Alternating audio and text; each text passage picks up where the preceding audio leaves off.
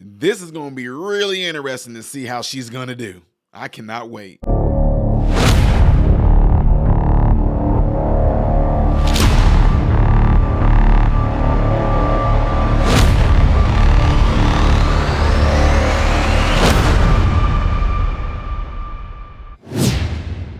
What's going on, everybody? Welcome to the channel Model Renaissance Man. I am Ty Smith. I thank every last one of you guys for taking time out of your day or your evening to view my content. If you do enjoy the content, make sure you follow me on the platform you see above and below, and make sure you click that right there so that my content can consistently be recommended to you. In theory, it should, and also it helps push it on the YouTube algorithm. Lastly, don't forget to double check to make sure that you are subscribed to the channel, because if you check your subscription to my channel, it's a good chance you're not subscribed, because YouTube unsubscribes people, but they claim they don't. All right, ladies and gentlemen, so we have to talk about this subject that's going to be coming up tomorrow, as in Tuesday, the debate that all of us are anticipating to see, and we're wondering how it's going to go. And this is going to be interesting because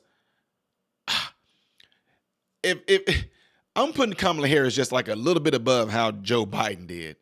And what I do like is some of the stuff you guys are going to hear in this clip I'm getting ready to show you regarding some of the rules that they have in place, like, muting the mic.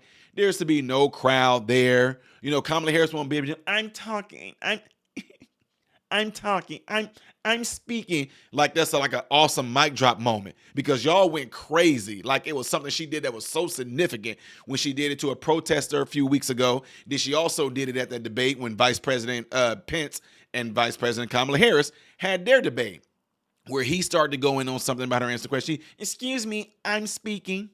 I'm speaking. Everybody, ooh, y'all see what Kamala Harris said to Mike Pence? She said, I'm speaking. Like that did something. So even after that incident, ooh, that meant some, Kamala Harris told him, ooh, she showed him. 3.5 years later, how's it all working out for y'all regarding her policies? Matter of fact, what are her policies? How are you guys living right now, huh? How's that inflation going for you right now, huh? How's those crazy gas prices going for you right now? Don't forget the baby formula. Don't forget the Afghanistan. Don't forget the border. Don't forget Ukraine getting stuff and the Americans in there. Don't forget that southern border. Don't forget Maui, Hawaii. Huh? Don't forget East Palestine, Ohio, huh? Ask them how's it going. Don't forget she sat there and tried to pretty much damn Trump, because Trump went to that ceremony of those soldiers that lost their lives, the Gold Star family, and they invited him, and she turned them down. She wouldn't even show up. Anyway, that's my piece on that for right now. I want you guys to check this out and let me know what you think. Okay, Molly, we have the rules. This was a big topic of discussion over the last couple of weeks. Talk about the Harris campaign even pulling out of this debate if they weren't going to get what they wanted, but we're set to go. So your thoughts on where we're going to be on Tuesday? Well, I do think Kamala Harris is somewhat disadvantaged by these rules. She wanted to, for instance, be interrupted so she could play a victim and say, excuse me, I'm speaking here. She did that all the time during her debate with Mike Pence. You also might remember from that 2020 debate, she consulted her notes constantly. And so these things I do think will be an increased challenge for her. I also, though, have to say, I think a lot of people enjoy when Donald Trump pushes back and has that ability. And so these muted microphones do take that away, and that might disappoint a lot of people. So we've come a long way from the Hillary Clinton-Trump debate, where they were both walking around each other, right? Like sharks in a pool, kind of figuring out what they were going to say and all that kind of thing.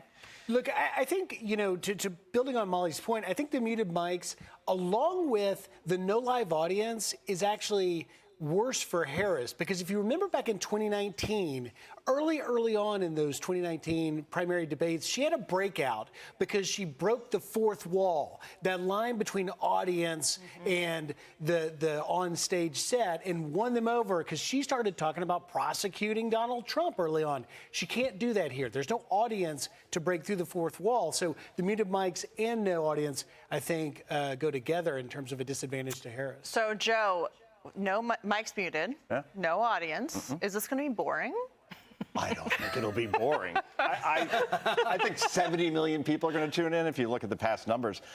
But I can't take this argument anymore, that these are the ABC News debate rules, and Kamala Harris, she's handcuffed by this. These are the rules that the Biden-Harris campaign agreed to. And if I'm Donald Trump, I nail this over and over again.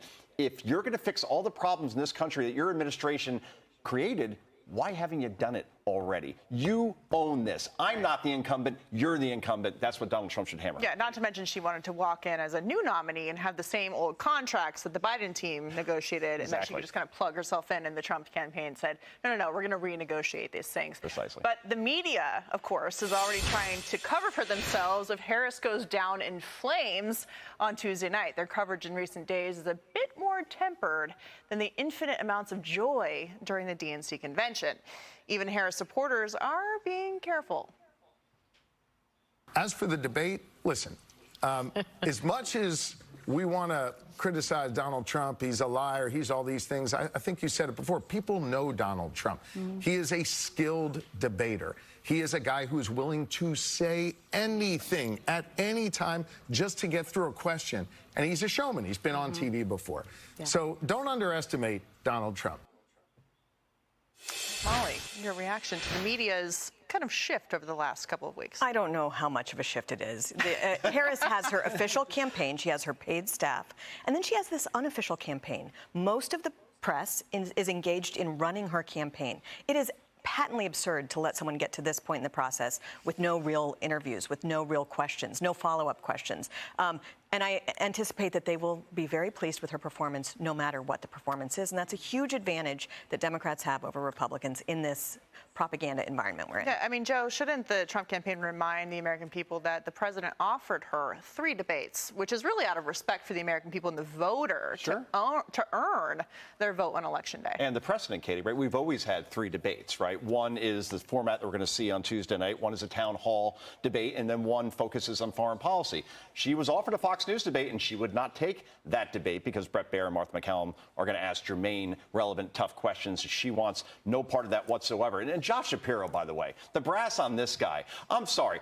Donald Trump will say anything to get elected? I believe it was Kamala Harris who said she wanted to abolish the private health insurance industry and now apparently does not. Apparently was for EV mandates and now is not. Apparently said that more police doesn't solve the problem as far as solving crime and now is not. So to say that he will say anything to get elected. All I know is Donald Trump has always been consistent with his policies and his principles, and Kamala Harris has not. You know, Griff, it seems like a huge missed opportunity for the Harris campaign not to do a Fox News debate, considering we have more Democrats and more independents watching this network than all the other networks combined. You raised a good point, but on the media thing, let me just quickly write the headlines of what they're going to say. She did no harm. She painted a contrast very well with Donald Trump. Outstanding, knocked it out of the park, tour de force aren't going to be what you hear from the headlines because the campaign's already downplaying her performance before it even happens. Well, the Associated Press today talking about what her favorite foods are, so maybe they'll do a profile about what she ate before the debate. Yeah, as long as she's not cooking no greens that she washed in a bathtub. No, let me stop. So you saw that, you heard all that, ladies and gentlemen. But no, look, come on now, y'all. Everything, not everything, let me just say this. A lot of things they said in this video is completely true. I'm talking about the panelists. When they said that the news, the media, they're all, I mean, come on, y'all, let's just keep it real. They all are completely being biased, and they all are completely pro-Democrat. They seem to make everything about them look good, look right, instead of focusing on what they actually are doing. See, that's the trick right now. Some people can be easily bamboozled by all this, and what I mean by that is this. Kamala Harris, them right now, look at the employment rate right now. They're talking about, even Joe Biden, we created many jobs. Look here, Jack. No, almost a 500,000 jobs been lost in August. They're not going to talk about that. Anyway, no, my point is that they're doing everything to make her look good, folks. And I'm going to say this, and I know some of y'all that might hear me speak in this upcoming event. You're going to hear me say it there. It's like the equivalence of a movie that no one has watched yet.